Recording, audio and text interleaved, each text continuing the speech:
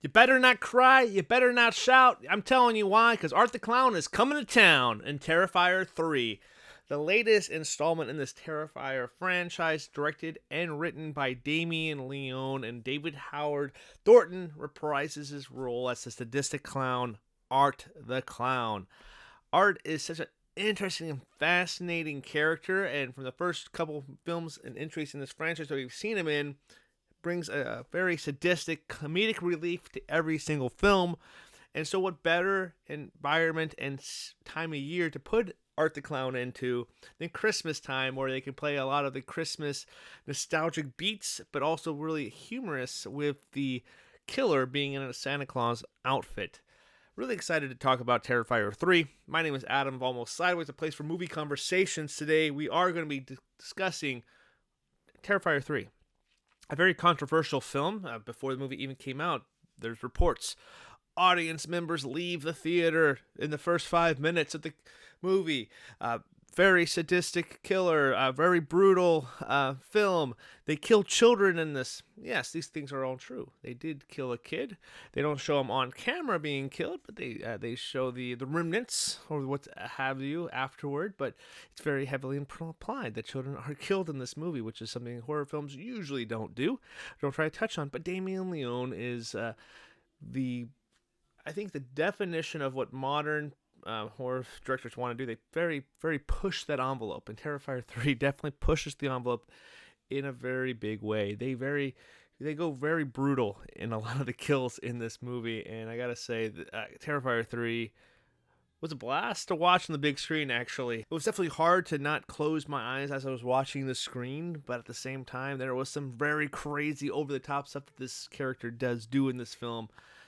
So let's break it down. The film takes place 5 years after the events of Terrifier 2. We see Sienna coming out of some medical facility, trying to get some normalization back into her life. Of course, she still sees the hauntings of what happened in years gone by. Art the Clown is back again. Even though he was beheaded in the second film, he gets resurrected once again. And this time he is back for even more holiday brutalness and tries to kill Sienna and her brother and everybody that is associated to Sienna as well. It was a very fun movie that, I say fun loosely. It starts off with this crazy opening sequences. I think this scene was actually teased in the re-release of Terrifier 2 when it came out in theaters last year. I'd never seen that scene, so I had an idea that's where the post-credit sequence was. So watching this one, it plays very much like The Grinch, which is very funny. Like the little girl comes down, and it's like, oh look, it's Santa Claus, and then Santa Claus goes on and kills the family. You see Art eating cookies and drinking his milk at the beginning. Very great fun, holiday vibes there. Damien Leone did such a great job giving us all the holiday tropes that we're accustomed to seeing in these holiday films, but completely with a sadistic twist to it, with Art the Clown even sitting on Santa Claus's seat, having a bunch of boys and girls coming towards him, giving out presents with an evil, maniacal smile as well. I absolutely love the kind of the holiday setting in this one, because we don't get a whole lot of really good holiday horror films in recent memory anyway. Terrifier 3 really just pushes the envelope. You can still tell it has that indie charm to it, where it's very kind of low budget, but they really push the envelope, push the boundaries of what their budget can actually accomplish. And some of the kills in this one really were unsettling, to say the least. Very brutal, kind of crazy stuff. And there's one specifically in a locker room where two people are in the shower doing their thing together, and they get brutally killed in the shower. There's a lot of cool homages with kills like this, because they play so well, but they're really like the gory violence, the body horror that we're seeing here really is sadistic. There's a lot of stuff in orifices that it makes it hard to watch, especially with like shards of glass and a chainsaw, to say the least. Those things really push the tolerance level of the audience members. I left the theater even hearing people younger than me saying, wow, they really they really went out. They really went for it in this one. They really pushed the envelope, and it was really twisted. So that's a testament to what they're doing as a filmmaker. They're really pushing it and testing how far they can go. And they find the line of, here's the line, and we're going to go 20 feet behind, farther than that. So we're going to find the line, we're going to go 20 feet even further, to even push your tolerance for it, which is fantastic. When you got David Howard Thornton coming out saying that he even threw up after one of the scenes too, while filming it, that like really even pushed the actor's ability to kind of withstand and tolerate some of the stuff that Damien Leone was really pushing for. I think it's really funny that Art the Clown's weapon of choice in this film was a chainsaw for a lot of it. There was several times where he wielded a chainsaw.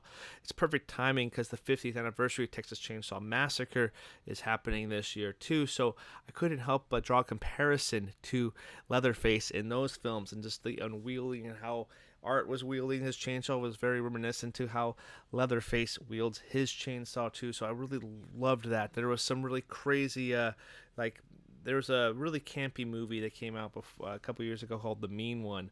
David Howard Thornton played the Mean One. It's a horror film based off The Grinch, where the kills are not nearly as graphic as the Terrifier franchise, but you could definitely see where this is even more sadistic version of the Mean One, Santa Claus, and that. At the very end of it, we do get the regular, non-Santa Claus wearing Art the Clown here. The final climax is a really great showdown that does tease a possible future installment, maybe the final installment of the franchise as well. But it's also just kind of cool to have that anticipation for a future installment. I spoke about this in my Terrifier 2 review. Lauren LaVera does reprises her role as Sienna, and while she seems very crazy and kind of out of it in this one because of the medication she's on, she's just the same badass that's a perfect foe to Art the Clown in this one. It's hard not to draw a comparison to Laurie Strode and Mike Myers in the Halloween franchise to this one. It's kind of like a modern pairing made in heaven or in hell in some circumstances. A lot of the lore of Art the Clown and why his powers that are so satanic and sadistic are kind of answered because there's a lot of religious elements that they can draw a comparison even to the Crown of Thorns that Jesus wore. We actually see characters wear that as well. So there's a lot of symbolism to religious elements here as well. And even though not every answer to my questions was given from the second film, I got a better understanding of what these characters are up to, why they're doing the things they are, and I think the fourth one should answer even more questions here as well. From my understanding, there's no post-credit sequence in here. I think there is some showings. They do have like a little music video from Nine Nice Kills called some music video or some kind. That's what kind of reported online. But anyway, Terrifier 3, 3.5 stars for me. This is a fantastic watch. It's gross, it's gruesome, it's funny. There's a lot of funny stuff that does happen. It's definitely like a B-level film. It's not has that big high glossy budget or anything, but they really give the best benefit of the doubt, and that's why I think Damien Leone is going to be an easy nomination on our Pinos for Best Director because of what he's able to push and what he's able to deliver on screen. This is a great franchise here. Again, I didn't really touch about it too much, but Lauren LaVera is fantastic as Sienna once again. The last final ending moments of the movie really push her as one of my favorite final girls, and especially in recent memory, but probably of all time, up there with Sidney Prescott and Laurie Strode, just to name a few. She's fantastic. She's everything you want really as this foe to Art the Clown, and Art the Clown is one of my favorite killers of all time. He's just the way he doesn't talk at all, but he just really plays it fantastic. So that is my quick thoughts, takes, and opinions on Terrifier 3. Go check it out in theaters this week or whenever you're able to get a chance. Make sure you for sure watch it if you're a big fan of Terrifier, the franchise. And I'm looking forward to the fourth one because I think they can even do even more crazy stuff. Believe it or not, I think there's even more to this character that we can actually push forward, even though that probably will be really hard to watch. I don't know how they will do it without making it an X-rated movie and keep that R rating there as well. So anyway, until next time, My name is Adam of Almost Sideways. You keep watching movies and make sure you stay tuned for future horror films. Stay tuned for future horror reviews coming up soon. Thank you guys so much for watching. Bye-bye.